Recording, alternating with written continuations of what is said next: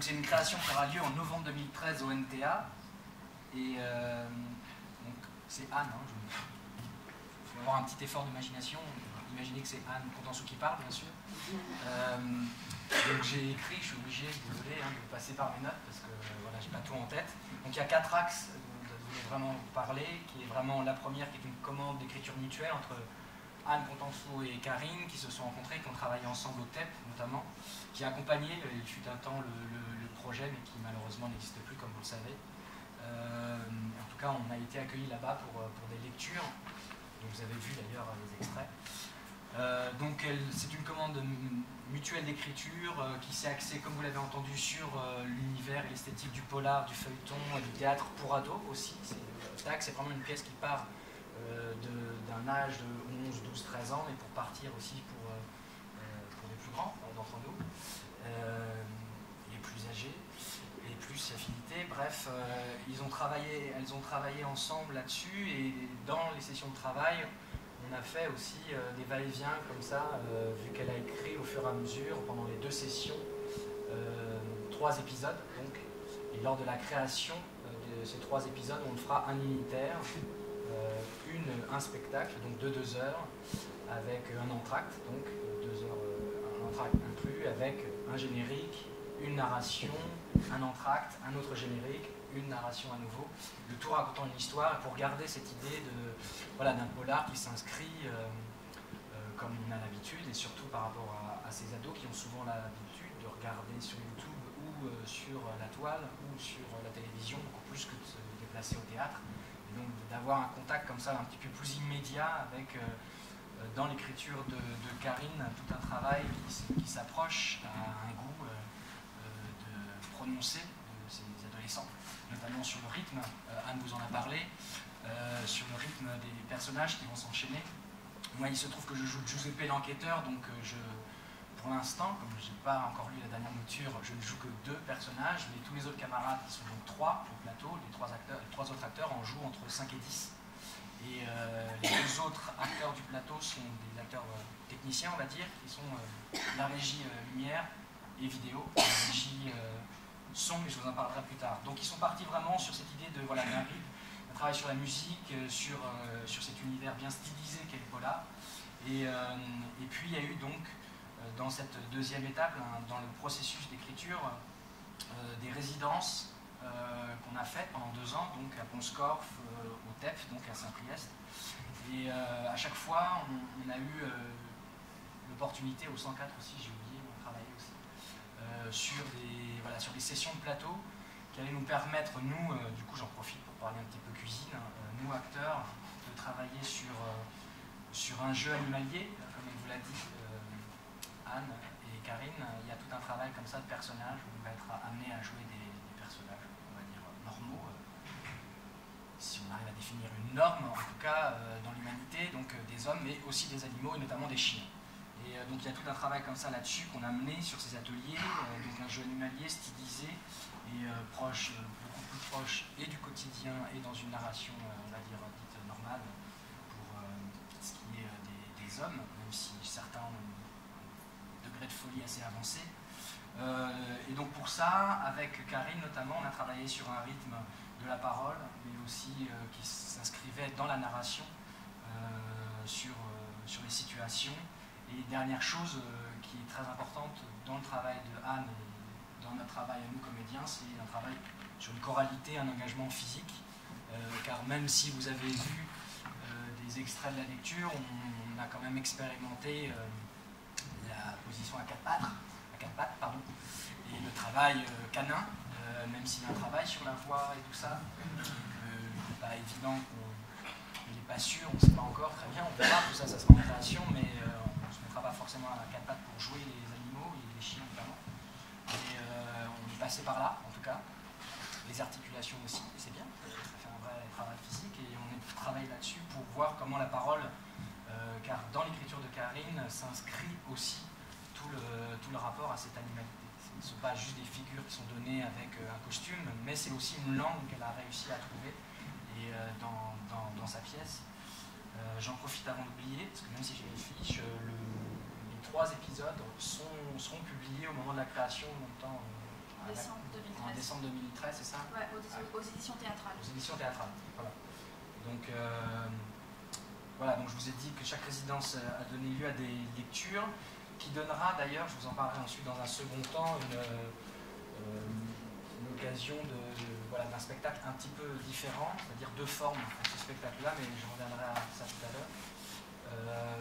Donc, mon troisième point, je ne sais pas si c'est clair sur les deux premiers, mais en tout cas sur le troisième, c'est la création. Donc, je vous ai dit, spectacle en deux parties, 2 heures, avec un début générique qui reprend vraiment les standards de la série télévisuelle, on va dire, et puis même, on va dire, cinématographique, parce que maintenant, quand on voit un film qui marche bien, on peut être sûr qu'il va y avoir le deuxième, le troisième, le quatrième, donc on retrouve des figures comme ça.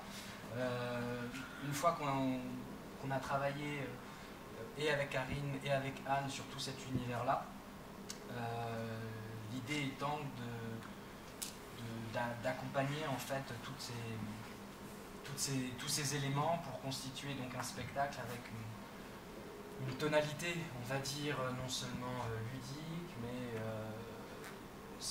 fantastique, et un accent sur 2 fils, on va dire, c'est la tension et l'émotion, des émotions fortes que parcourent les personnages.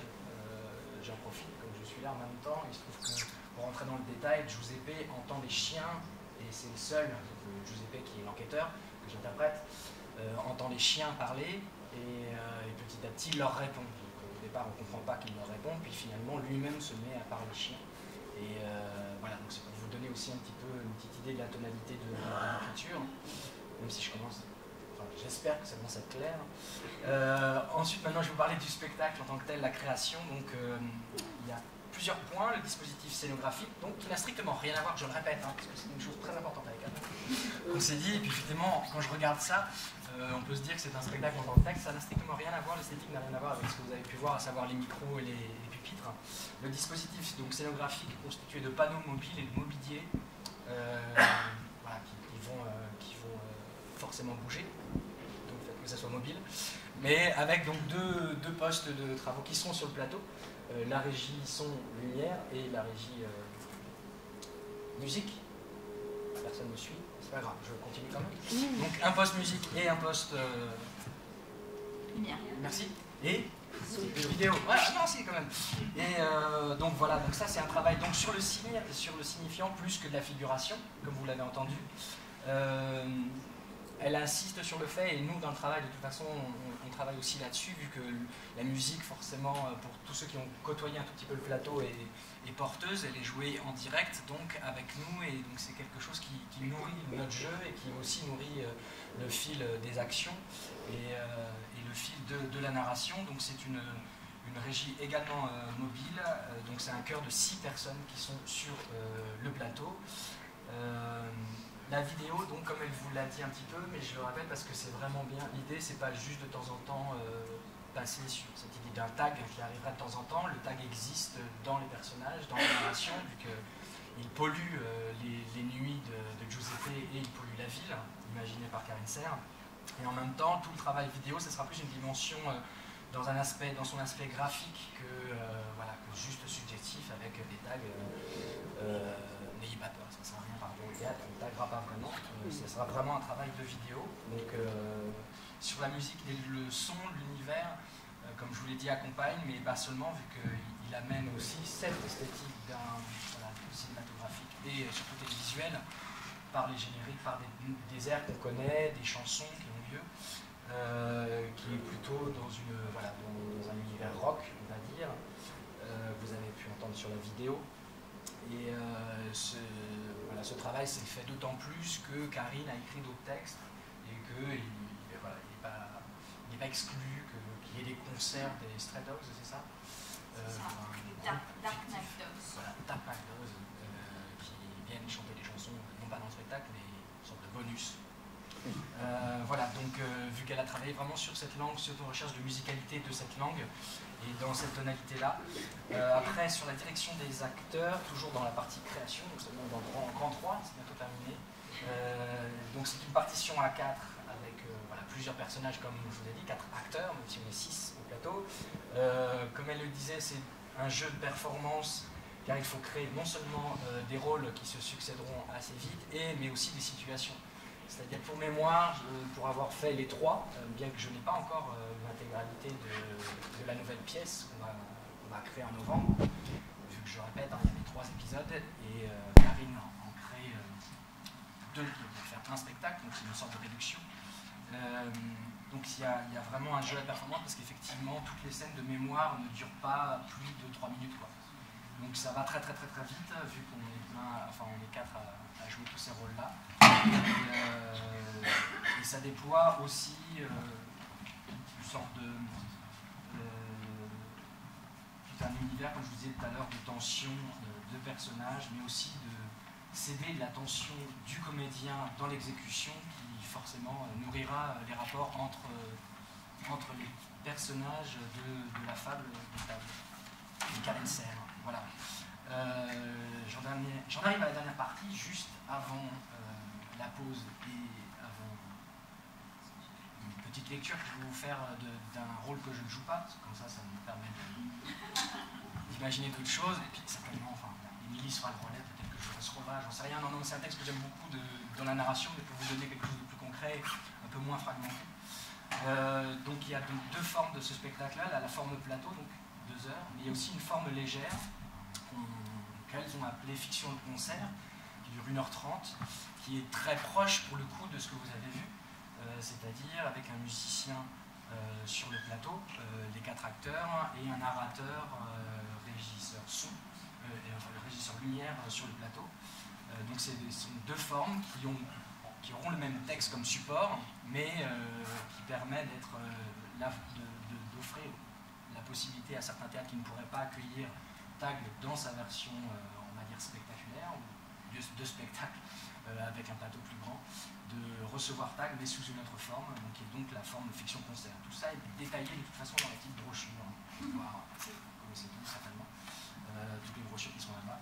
Donc c'est vraiment la même partition, ce qui diffère, c'est bien qu'il y a une forme légère par rapport à l'autre, il n'y a pas de scénographie, autre que le micro, les chaises et les acteurs, et puis cette narratrice dont je vous ai parlé. Après, la dernière petite chose dont elle voulait vous parler, c'est que la compagnie Bouche Bée et pas mal de comédiens de la troupe, on a une sorte d'habitude de travailler avec des classes notamment, et aussi sur d'autres publics. Et Karine est en train de développer des formes satellites. Ce qu'on appelle les formes satellites, c'est pour préparer certains spectateurs à venir voir le spectacle. Et donc ça serait des textes certainement joués par un acteur, qui peut être soit dans c'est tout ce qui pourrait être hors les murs en fait, qui n'est pas, voilà, c'est des prestations d'1 quart d'heure, 20 minutes, des petits textes en solitaire d'un personnage, ou alors de personnages que Karine a dû évacuer pour présenter et créer ce qu'elles appellent, assez joliment d'ailleurs, un horizon d'attente pour les spectateurs. Et à la fin de ça, il y aurait donc un petit échange avec le public. C'est une sorte de forme ludique, d'accompagnement culturel pour préparer les futurs spectateurs, et surtout là on pense en l'occurrence au jeune public. Voilà, mais ça peut être aussi l'occasion d'une bande d'annonce du spectacle par un comédien. Enfin voilà, c'est vraiment une petite forme qui travaille là-dessus. Est-ce que c'est clair? Oui, c'est bon, ça vous va? Je passe à l'extrait ou est-ce que vous avez des questions? Moi personnellement, j'entendais les discours des autres, j'avais pas de questions, parce qu'effectivement on entend tellement de choses, tellement d'informations, donc voilà, je me suis dit autant faire une petite lecture. Voilà, c'est une page. Je ne connais pas le texte, enfin je ne l'ai jamais lu, mais c'est une première. Je ne dis pas que ce sera extraordinaire, mais il se trouve que je l'aime bien. Donc,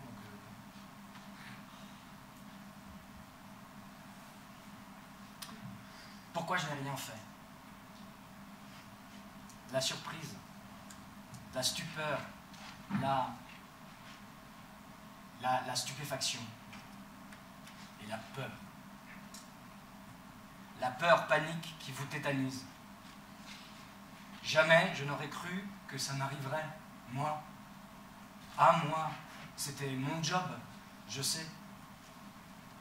La défendre, elle. Les défendre, tous, dans cette maison. J'étais formé pour cette mission, génétiquement programmé. Mais le temps que je réalise que je surmonte cette peur panique qui m'a titanisé trop tard. Elle gisait sur le sol, dans son sang rouge brillant, dans la flaque de son sang rouge et gluant qui s'étalait lentement tout autour de son corps démantibulé, et la peinture coulait le long du mur, au-dessus d'elle, ses lettres bombées, cette terrible odeur de sang et de solvant additionné.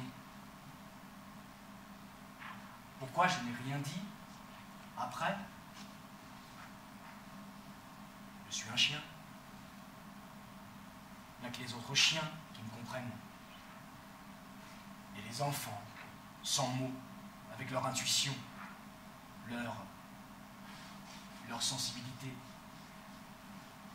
Mais ces deux petits, tellement ravagés, si vous les aviez vus, je me suis dit, je sais, c'est une erreur qui n'en fait pas, je me suis dit qu'il valait mieux qu'ils tournent la page le plus vite possible, qu'ils surmontent ce traumatisme, ce ravage, et qu'ils oublient. Voilà, c'était une tirade de Shuken, le chien Shuken. Voilà.